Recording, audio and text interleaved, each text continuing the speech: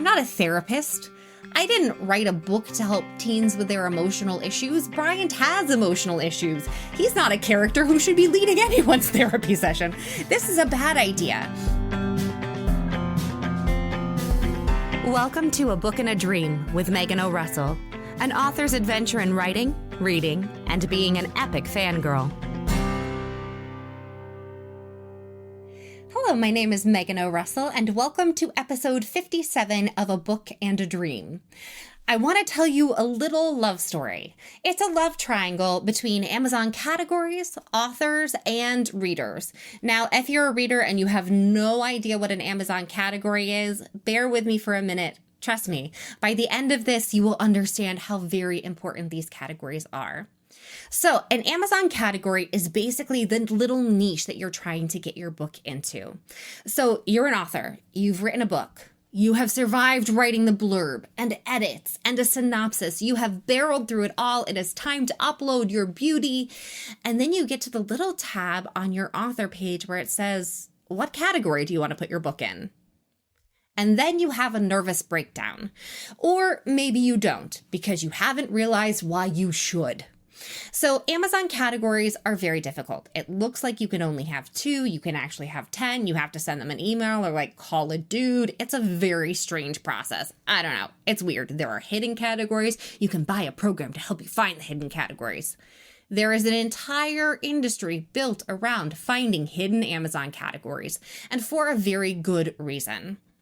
So if you decide to delve into the world of Amazon categories as an author, you will soon realize why stabbing an ice pick in your own eye would be less painful than this.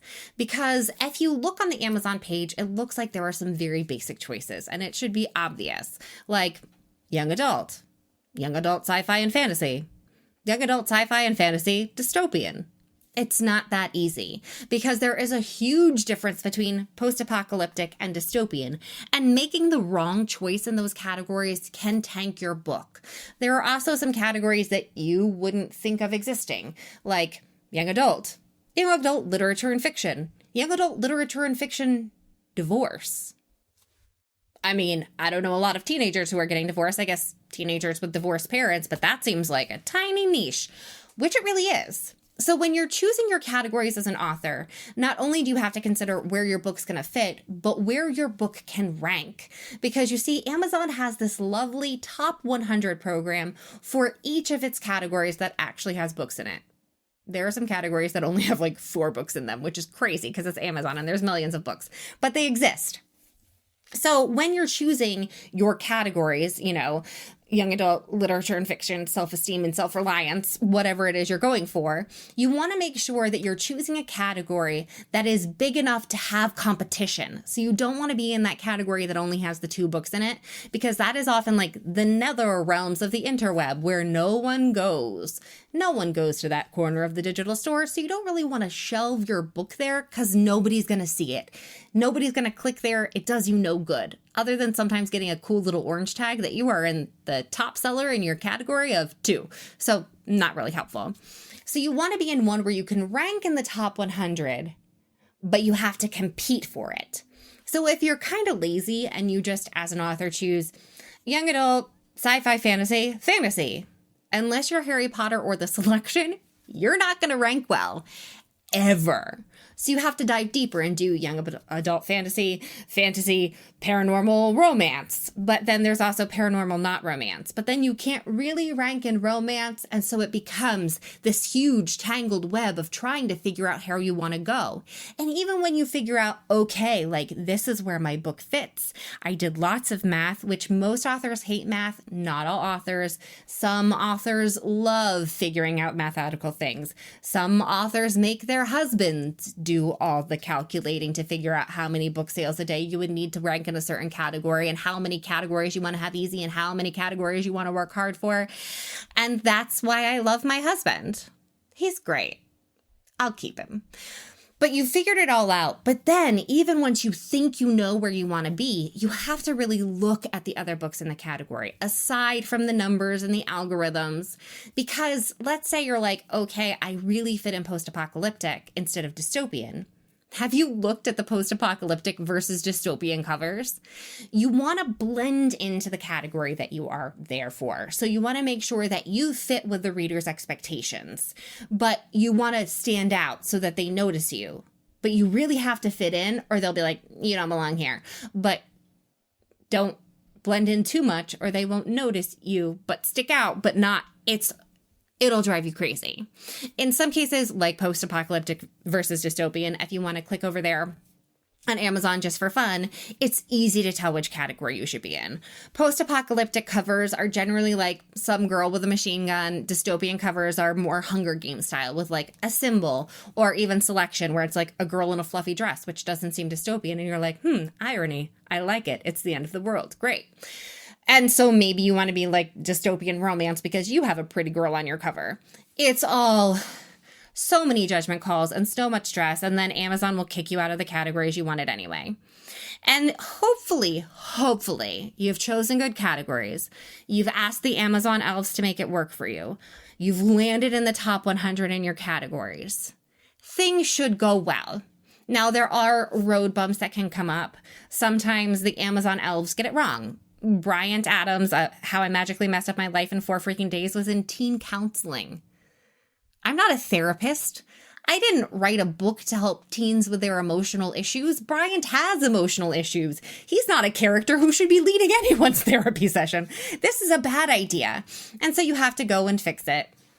Or sometimes, I don't know, things go really, really, really badly because Animal Farm is in the category for children's pig books. So read Animal Farm to your children at night, folks. It'll be a joy for the whole family. Yeah, so we all get there. We hope we're in the right place. And that's when it comes to the readers who hopefully will know enough to not read Animal Farm to their 4-year-old.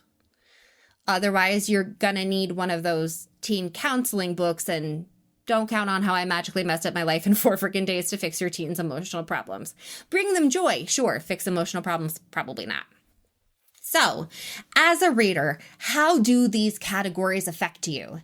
The answer is way more than you'd think. Kind of a creepy amount if you get down to it. So, good ways that these categories can affect you. Let's say you just finished your new favorite book and you are dying to read more books like it. Maybe it's The Selection, maybe it's Umber and Stone, whatever your jam is. You want more books like that.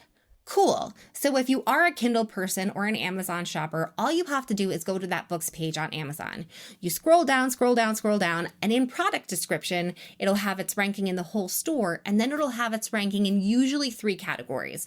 That could change within the next 2 hours. Within the next 2 hours, Amazon really likes to do that to us. So if you click on those categories, if everything went well, you can find books that are just like your favorite books in the top 100. So lots of people have bought them and liked them. And there's this whole list of 100 books in the same category as your same favorite.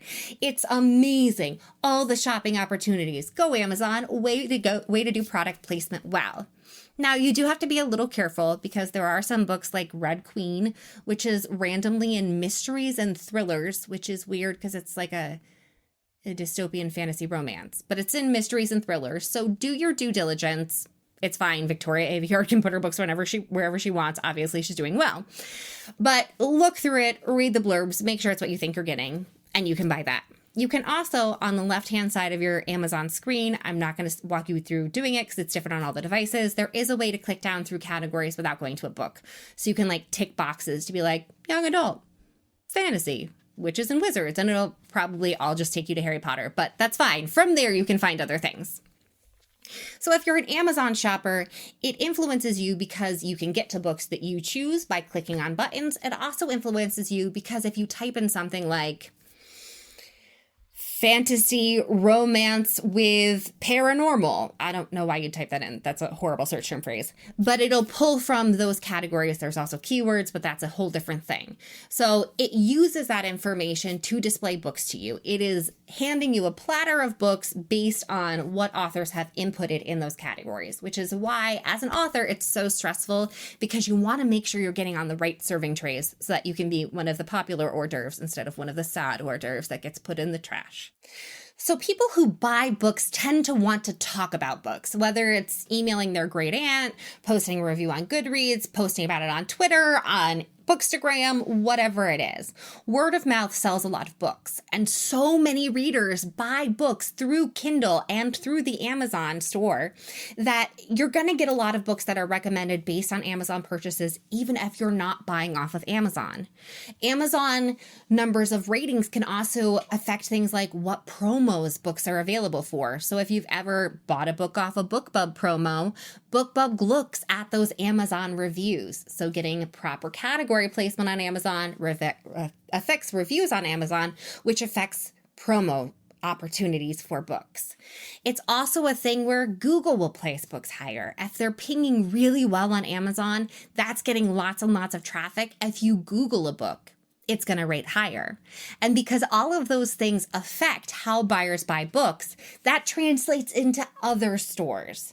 So if people are hearing about all these great books that were purchased on Amazon and they're in the Kobo store, things are going to rank differently on Kobo because people are buying them based off what they heard from Amazon shoppers. So that all trickles down into the other bookstores. It even trickles down into your local bookstore because once buzz starts about a book, that's how local bookstores purchase things because they've heard good things about the books, which start with Amazon purchases. Why? Because it's taken over the world. We all know it. It's just taken over everything. Now, there are other ways to do categories on other sites. It's a little bit less stressful in most cases. For things like Kobo, you get 3 categories. On iBooks, you get 2 categories. On Draft to Digital, which is an aggregator service, you get like 5 categories. But there is no like secret, backdoor, shifty categories, buying a program to find them from a dude who like kind of knows because he has back thing program. And yeah, there's like an entire market for authors to figure out these categories. It's absolutely absurd, but it's because it makes such a huge difference in how people buy books. And those decisions come down to how authors choose to place them. Now, hopefully, eventually, things will level out and it won't just be Amazon being the big player, and there will be other methods for people to tell you what their book is and for them to get placement. There are still like library things and stuff like that, but that comes down to a lot of different categories, and that's a different story that we're not going to get into on this podcast / video because trust me, you don't want to go there. It'll make your eyes bleed. And not from an ice pick. They'll just bleed naturally. But those categories and keywords are going to affect everything. So yeah, it matters so much. So if you are an Amazon person, next time you're clicking around trying to find a book, check out that product details, the categories, see what else you can find. See what authors got it super right and got their books in a great place. See if you can find any more animal farm type situations where, just causing childhood trauma, one misplaced category at a time. And appreciate the work that, authors put into pulling their hair out, trying to get their books into the right place. If you're an author, just keep going, man. You're going to figure out those categories eventually. And don't forget to put those greater than, less than symbols in when you email them to Amazon, or they'll reject everything. It's amazing how little things like those decisions can affect what goes viral, what we read, how we read. But in a digital world where authors are having more and more control over how they place and market their books, it's become a free-for-all where those tiny little stepping stones are what can lead an author to success. So think about the categories of your favorite books. Don't be afraid to dive into those categories to see what your new favorite read might be. And yeah, Bezos rules the world, man. He rules the world. So I will see you next time, and good luck, and may the Amazon be ever in your favor.